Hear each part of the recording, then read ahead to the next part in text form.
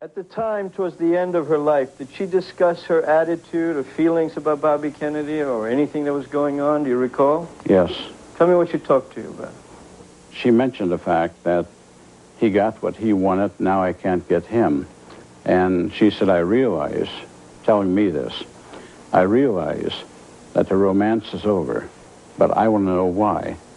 And if I don't find out why, and if he does not call me, which is what she told me on the Friday evening prior to her death, she said, I'm going to call a press conference on Monday morning, and I'm going to blow the lid off of this whole damned thing.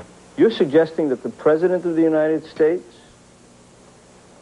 and others in his administration were interested in silencing Marilyn Monroe?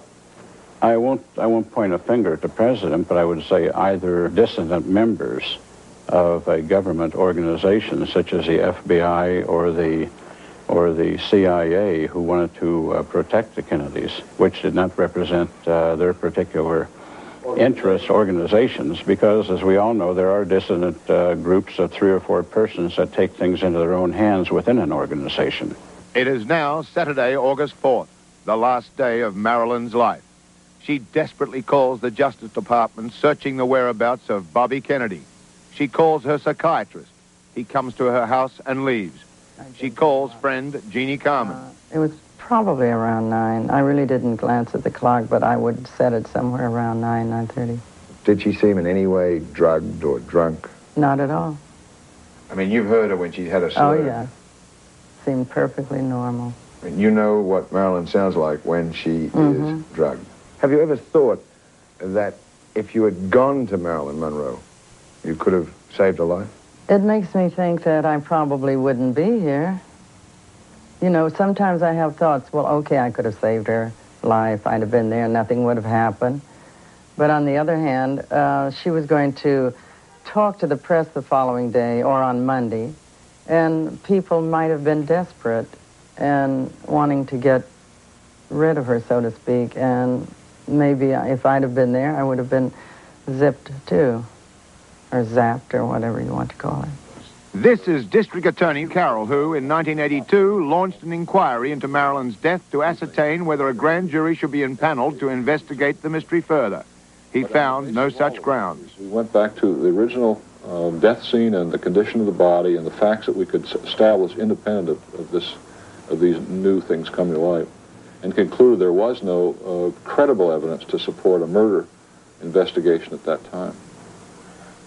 Would you concede, however, that the circumstances of the death did indeed trigger the kind of speculation that you had to probe? Oh, yeah. She was a high visibility, a very well-known actress, well-known in her relationships with other people in the movie business and also politicians. She sang, as you know, for Jack Kennedy at his birthday celebration.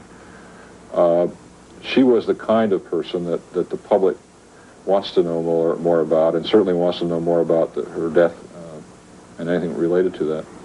I understand that interest.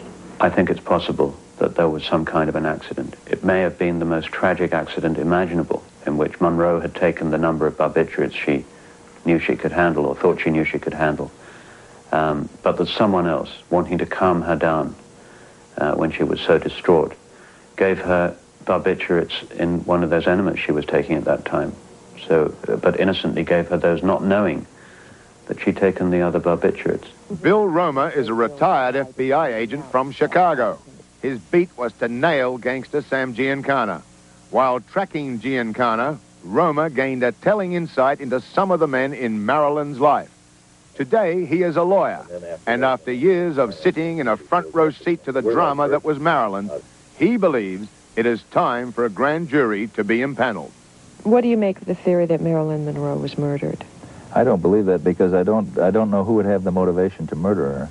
Certainly the mob wouldn't have wanted to murder her at that particular point, because they would have wanted something to go on and on so that they could have used that to blackmail the Kennedys. And so I don't see that they would have the motivation. Hoffa wouldn't have the motivation to murder her. And I can't believe, knowing Bob Kennedy as well as I knew him, and what I know of John Kennedy, there's just no possibility in my mind that they would have had anything to do with trying to murder her. Would you like to see a grand jury investigation into the death of Marilyn Monroe?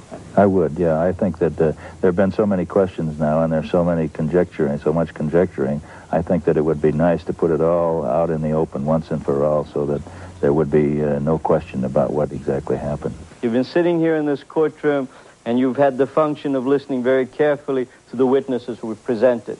Now, I want you to know that we didn't bring in all the witnesses we have on this case.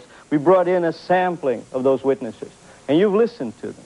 I want to know by a show of hands right now, how many of you think that there should be a grand jury to investigate the death of Marilyn Monroe? Let me see. 1, 2. The people you have seen tonight are available to testify at an official grand jury. Right now, there is more information on Marilyn's death than at any time before, information that demands official scrutiny. But already there's been too much delay. Delay that has robbed history of the key figures in the